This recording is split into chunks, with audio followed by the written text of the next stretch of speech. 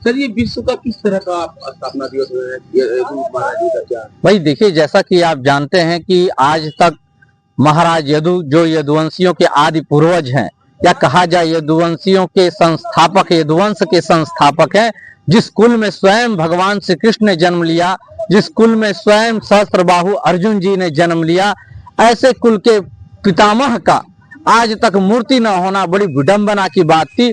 और खासकर यदुवंशियों का अपना आज तक हिंदुस्तान में ही नहीं वरन पूरे विश्व में कोई पीठ ही नहीं था।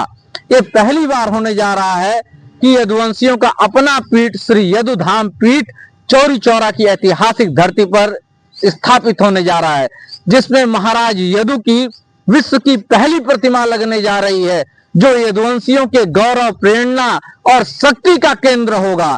कहीं न कहीं यह देखा जाए कि जब भगवान श्री कृष्ण ने इसी कुल को क्यों अपनाया जन्म लेने के लिए, तो निश्चित तौर पे यह कुल आज से नहीं अनादिकाल से ही लगातार यह वैभव का केंद्र बना रहा है। आज जी बताइए, आपको कैसे ये ख्याल आया, किस तरह आपको कैसे आया? भाई देखिए, ये तो जैसा कि आप जानते हैं कि यदुकुल सम्मेलन हम पूरे देश भर में कराते रहते हैं, और उसी के दौरान हमें एक स्वप्न आया कि महाराज यदु, हम अपना यदुकुल का सम्मेलन कर रहे हैं, एक ऋषि मुनि महात्मा हमारे इस सम्मेलन में उठे और उन्होंने कहा कि आप लोग राजनीति क्या कर रहे हो, अपने आदि पूर्वजों को भूल गए। जो लोग अपने पूर्वजों का सम्मान नहीं कर सकते वो बिखर जाते हैं, खत्म हो जाते हैं। तो हमने सोचा कि हो सकता है प्रकृति ने उनका जो दर्शन, हमारे आदि पूर्वज हैं उनका दर्शन करने के लिए बोला हो। परंतु विडंबना देखी, जब मैं दूसरे दिन जब जगह देखा और खोजना शुरू किया कि भगवान का कहाँ पे महाराज यदु की मूर्ति है या मंदिर है, पता चला हिंदुस्तान में कहीं है ही नहीं, पूरे विश्व में नहीं है। तो मुझे लगा कि ये उनका संदेश है, उनकी यह संदेश, उनकी प्रेरणा है कि मैं महाराज यदु की पहली प्रतिमा विश्व की स्थापित करूं और यदुवंशियों का प्रथम पीठ श्री यदुधाम पीठ स्थापित करूं। और इस पीठ में केवल महाराज यदु की विश्व की पहली प्रतिमा ही स्थापित नहीं हो रही है, राधा रानी कृष्ण जी की भी प्रतिमा स्थापित हो रही है, रुक्मणी जी की भी प्रतिमा के लिए लोगों ने प्रस्ताव रखा है, सहस्त्रबाहु अर्जुन जी की प्रतिमा तो स्थापित हो रही है, और जो चौरी चौरा जन क्रांति के जो नायक थे, कोमल अहिर, जिनका आज तक प्रतिमा नहीं रहा, उनकी ही प्रतिमा को हम लोग स्थापित करने का काम करेंगे। और ये जो केंद्र होगा, जो श्री यदुधाम पीठ होगा, उत्तर भारत और दक्षिण भारत के यदुवंशियों के भी मिलन का केंद्र होगा।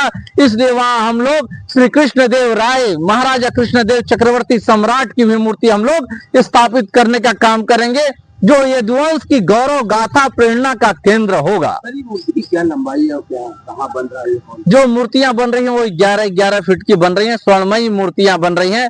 और यह जो श्री यदुधाम अकेले ही कर रहे हैं क्या और भी आप लोग के साथ कोई सहयोग में है? अब श्री कृष्ण धर्म ट्रस्ट उसको आगे लेके बढ़ा हुआ है, और हम समाज से आह्वान आप लोग के माध्यम से करते हैं कि जो, और समाज के कई लोगों का तो कहना है कि जिस तरीके से श्री राम मंदिर दिव्य और भव्य बना है, उसी तरीके से यदुवंशियों का करोड़ों करोड़ों यदुवंशियों के श्रद्धा और प्रेरणा और शक्ति का केंद्र भी दिव्य और भव्य बनना चाहिए। तो हम समस्त यदुवंशियों से आह्वान करते हैं कि आप बाहर आइए, आप श्री यदुधाम पीठ को लेकर के आगे आइए, और जन सहयोग के माध्यम से, क्योंकि बिना जन सहयोग के ऐतिहासिक काम आज तक हुआ है न होगा, इसलिए एक एक व्यक्ति का एक एक अंश उसमें लगना चाहिए। हम तो आह्वान करते हैं, एक एक ईंट दीजिए आप लोग, एक एक बोरी सीमेंट दीजिए आप लोग, और जो वहां व्यवस्था में आप लोग स्वयं व्यवस्था में शामिल होइए।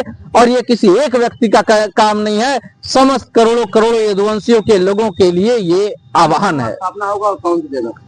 ये ब्रह्मपुर, चौरी चौरा का ब्रह्मपुर ब्लॉक है, वहीं पे हम लोग स्थापना करेंगे। और फरवरी लास्ट वीक या मार्च के पहले हफ्ते में हम लोग शिलान्यास का कार्यक्रम करने जा रहे हैं, जिसके लिए जमीन देख ली गई है, जमीन की रजिस्ट्री का प्रोसेस भी हो गया, कुछ जमीनें ले गई हैं।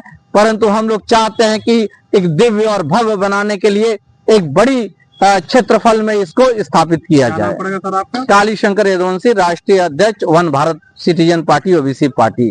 Thank you.